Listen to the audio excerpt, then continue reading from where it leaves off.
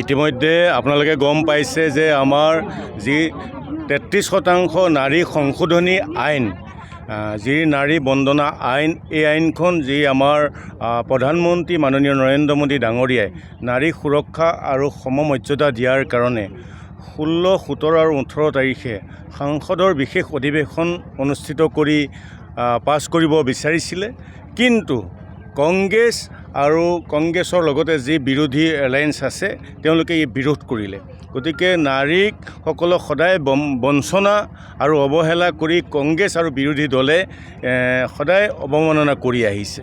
গতিকে আমি আজি সমগ্ৰ ভাৰতবৰ্ষতে আৰু আমি কলিয়াবৰ জিলাই, সাংগঠনিক জিলাই আজি ইয়াৰ প্ৰতিবাদত আমি জন আক্ৰোশ যাত্ৰা আৰম্ভ কৰিছোঁ। আপোনালোকে নিশ্চয় দেখিছে সকলো সচেতন মহিলাই আজি অংশগ্ৰহণ কৰিছে আৰু এই বিলখন পৰৱৰ্তী সময়ত যাতে পুনৰ সংসদত উত্থাপন কৰি নাৰীৰ 33% যি অধিকাৰ, এই অধিকাৰটো যাতে সাব্যস্ত কৰে তাৰ কাৰণে আমি এই আন্দোলন আৰম্ভ কৰিছোঁ আৰু প্ৰত্যেকগৰাকী নাৰীকে আমি সচেতন আৰু সজাগ কৰিবৰ কাৰণে এই আন্দোলনৰ মাধ্যমে ব্যৱস্থা গ্ৰহণ কৰা হৈছে। মণিপুৰতো এনেকুৱা ধৰণৰ হিংসাত্মক ঘটনা হৈ আছে, কিন্তু আপোনালোকৰ সেই ক্ষেত্ৰত এতিয়ালৈকে ইতিমধ্যে প্ৰধানমন্ত্ৰী ডাঙৰীয়াই ইয়াৰ ব্যৱস্থা গ্ৰহণ কৰিছে, আপোনালোকে নিশ্চয় গম পাইছে।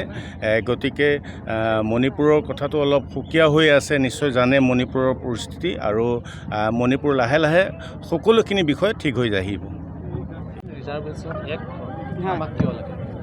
আমাক কিয় লাগে মানে আপোনালোকে দেখিছে আমাৰ মহিলাসকল কিমান আগবাঢ়ি গৈছে, বা এইখিনিয়ে আপোনালোকে চাওক।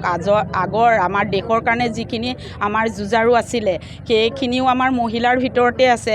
কাৰণ কনকলতা হওক, ভোগেশ্বৰী ফুকননী হওক, চন্দ্ৰপ্ৰভাৰ হওক, তেওঁলোকে সেই দেশখনৰ কাৰণে যুঁজি গৈছে। আজি আমাৰ ৰাষ্ট্ৰপতিগৰাকীও আমাৰ মহিলাই হয়, দ্ৰৌপদী মুৰ্মু। তেওঁ এখন ভাৰতবৰ্ষত চলাইছে। আমাৰ মহিলাসকলক যিখিনি 33% অধিকাৰ কাৰণে আমাৰ বিধেয়কখন উলিয়াইছিলে, যে বিপক্ষ দলে সেইখন মানে নাকচ কৰিছে। সেইকাৰণে আমি ওলাই আহিছোঁ সকলো ভাৰতবৰ্ষ মহিলাসকল। আমাক যিখিনি অধিকাৰ, আমাৰ সেই ক্ষমতা, সেইখিনি আমাক লাগিব। সেইকাৰণে আমি ৰাজপথত ওলাই আহিছোঁ আমাৰ সেই সম অধিকাৰৰ কাৰণে মহিলাসকলৰ NDA পাৰ্টিৰ ফালৰ পৰা। হয়,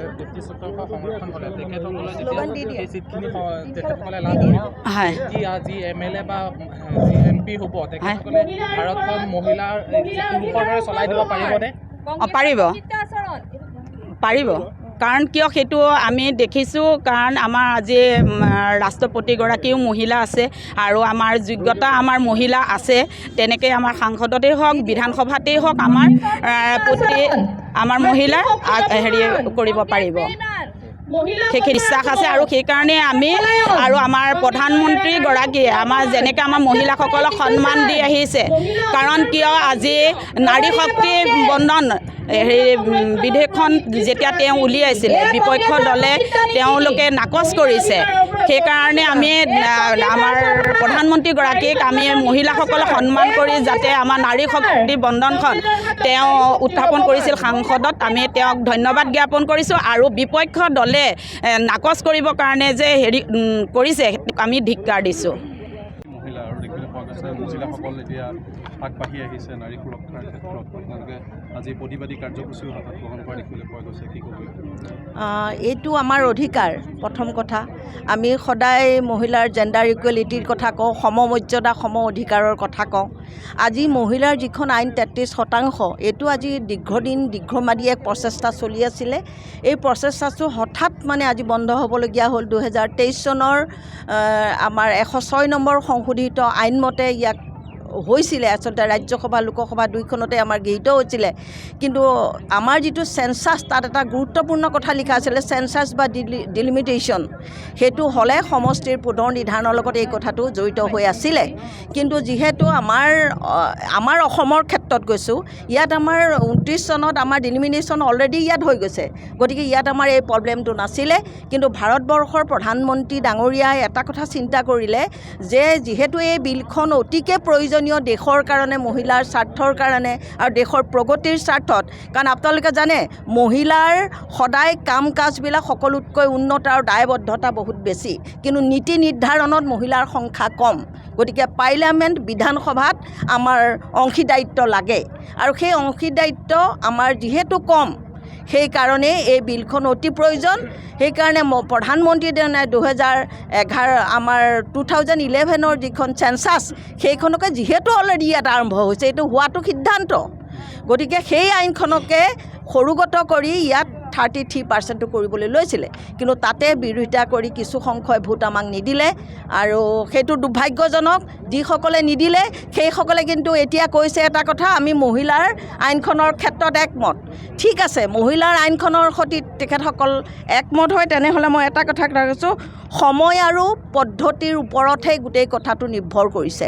তাৰমানে ময়ো গুৱাহাটীলৈ যাম, এখেতো গুৱাহাটীলৈ যাব, কোনটো ৰাস্তাৰে যাম, ডাইৰেক্ট যাম নে ৰহা হৈ মৰিগাঁও হৈ যাম নে তেজপুৰ হৈ যাম। গতিকে এই সিদ্ধান্ত ল'ব পাৰিব বৰ্তমান NDA চৰকাৰে।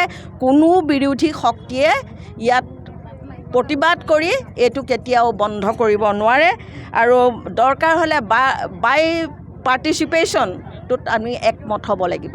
যিহেতু কৈছে সমমৰ্যাদা মহিলাৰ ক্ষেত্ৰত, এই মই ক'ব বিচাৰোঁ যে মণিপুৰৰ যিসকল মহিলা এতিয়া বৰ্তমান জৰ্জৰিত হৈ আছে, তেওঁলোকৰ ক্ষেত্ৰত আপোনাৰ কি মন্তব্য আগবঢ়াব? নহয়, তেওঁলোকৰ জৰ্জৰিত যিসকল হৈছে তেওঁলোকৰো সমস্যা সমাধান হ'ব লাগে, তেওঁলোককো গণতান্ত্ৰিকভাৱে তেওঁলোকৰ অধিকাৰ পাব লাগে। সেই ক্ষেত্ৰত আমাৰ দ্বিমত নাই এগৰাকী মহিলা হিচাপে। আমি আপোনালোকক এটা কথা জনাওঁ, আজি আমি কলিয়াবৰত আমি এটা ৰাজনৈতিক যিহেতু দলৰ অংশীদাৰ NDA, কিন্তু আমি ইয়াৰ পৰা কওঁ ভাৰতবৰ্ষত থকা প্ৰতিগৰাকী নিৰক্ষৰ মহিলাৰ পৰা সুশিক্ষিত মহিলালৈকে আমাৰ একেই দাবী। কোনো ইয়াত দল ঘাট কোনো কথা নাই। যিকোনো খবৰৰ বাবে যোগাযোগ কৰক আমাৰ এই নম্বৰত 9181 307 2221।